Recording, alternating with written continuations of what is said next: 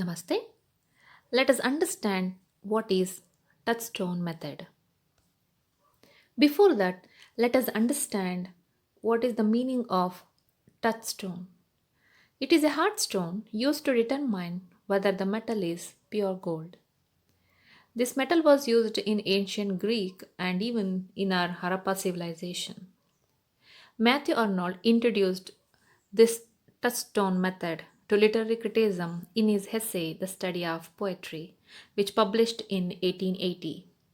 How we are going to identify through this metal that the gold is pure or not. In the same way, we are going to analyze the poetry is good or bad through this touchstone method. ಇವತ್ತಿನ ಸೆಷನಲ್ಲಿ ಟಚ್ಸ್ಟೋನ್ method ಅಂದರೆ ಏನು ಅಂತ ಹೇಳಿ ತಿಳ್ಕೊಳ್ಳೋಣ. ಇದೊಂದು heart stone. ಇದನ್ನು ಹಿಂದಿನ ಕಾಲದಲ್ಲಿ ಗೋಲ್ಡ್ನ ಪ್ಯೂರಿಟಿಯನ್ನು ಐಡೆಂಟಿಫೈ ಮಾಡಲಿಕ್ಕೆ ಬಳಸ್ತಾ ಇದ್ರು. ಹರಪ್ಪನ್ ಸಿವಿಲೈಸೇಷನ್ ಹಾಗೆಯೇ ಗ್ರೀಕ್ನಲ್ಲಿ ಇದನ್ನು ಬಳಸ್ತಾ ಇದ್ರು ಅಂತ ಹೇಳಿ ಹೇಳ್ತಾರೆ. ಹೇಗೆ ಒಂದು ಗೋಲ್ಡ್ ಪ್ಯೂರ್ ಇದೆಯೋ ಇಲ್ವೋ ಅದ್ರ ಪ್ಯೂರಿಟಿನ ಐಡೆಂಟಿಫೈ ಮಾಡೋಕ್ಕೆ ನಾವು ಒಂದು ಹಾರ್ಟ್ ಸ್ಟೋನ್ನ ಬಳಸ್ತೀವೋ, ಹಾಗೆ ಮ್ಯಾಥ್ಯೂ ಆರ್ನಾಲ್ಡ್ ಟಚ್ಸ್ಟೋನ್ ಮೆಥಡ್ ಅನ್ನೋದನ್ನು ಒಂದು ಪೋಯಟ್ರಿಯ ವ್ಯಾಲ್ಯೂ ಅದ್ರ ಕ್ವಾಲಿಟೀಸ್ನ ಐಡೆಂಟಿಫೈ ಮಾಡಲಿಕ್ಕೆ ಬಳಸ್ತಾರೆ. ಲಿಟರರಿ ಕ್ರಿಟಿಸಮ್ನಲ್ಲಿ ಇವರು ಇದನ್ನು ಮೊದಲ ಬಾರಿಗೆ ಬಳಸ್ತಾರೆ. ಅವರ ಎಸ್ಸೆ ಆಗಿರುವಂತಹ ದ ಸ್ಟಡಿ ಆಫ್ ಪೋಯಟ್ರಿ, ಇದು 1880ರಲ್ಲಿ ಪಬ್ಲಿಷ್ ಆಗುತ್ತೆ. Let us understand touchstone method in detail. If we go back to Sydney, in his essay An Apology for Poetry, he mentions, poetry is superior to history because history can tell and can't fictionalize. Where poet fictionalize poetry through idealism and characters.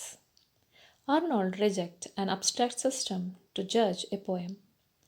As we know, touchstone method is a comparative method where we apply the present poem or comparing the present poem with the great classics.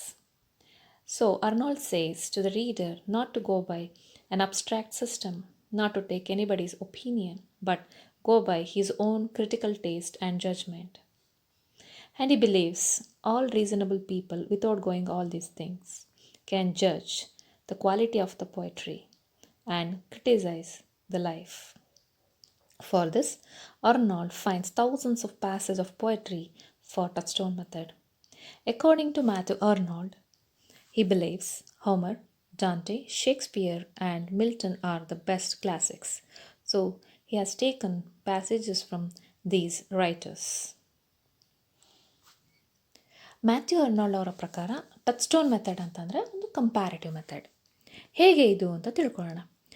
Sydney ಅವರ essay ಆಗಿರುವಂತಹ ಅನ್ apology for ಪೊಯೆಟ್ರಿಯಲ್ಲಿ ನೋಡೋದಾದರೆ ಅವ್ರು ಹೇಳ್ತಾರೆ poetry is superior to history. ಇತಿಹಾಸಕ್ಕಿಂತನೂ ಅದು superior. ಯಾಕಂದರೆ ಇತಿಹಾಸ ಅನ್ನೋವಂಥದ್ದು ಹಿಂದೆ ನಡೆದಿರೋ ಅಂಥದ್ದು ಹೇಳುತ್ತೆ, ಆದರೆ ಪದ್ಯ ಅನ್ನೋದನ್ನು ನೀವು ಓದಿದಾಗ ಅದರ ಒಳ ಅರ್ಥ, ಅದರ ಭಾವನೆಗಳು ನಿಮಗೇನು ಹೊಸ ರೂಪವನ್ನು ತರುತ್ತೆ.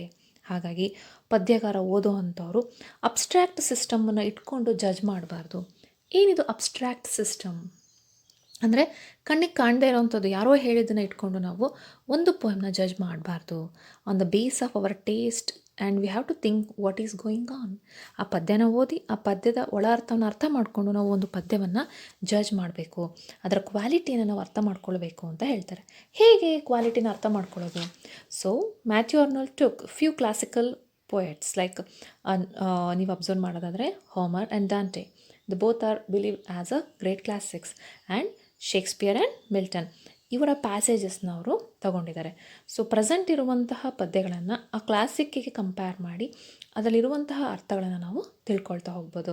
ಈ ರೀತಿ ಕಂಪೇರ್ ಮಾಡೋದ್ರ ಮೂಲಕ ಪದ್ಯದ ಒಂದು ಬೆಸ್ಟ್ ಥಿಂಗ್ನ ನಾವು ಅರ್ಥ ಮಾಡ್ಕೊಳ್ಬೋದು ಅಂತ ಹೇಳ್ತಾರೆ. Matthew Arnold again says, a critic need not labour in vain trying to explain the greatness of poetry. He can do so by merely pointing at some specimens of the highest poetic quality. High quality of poetry lies in its matter and its manner. To judge a poem, quality and quantity both matters a lot.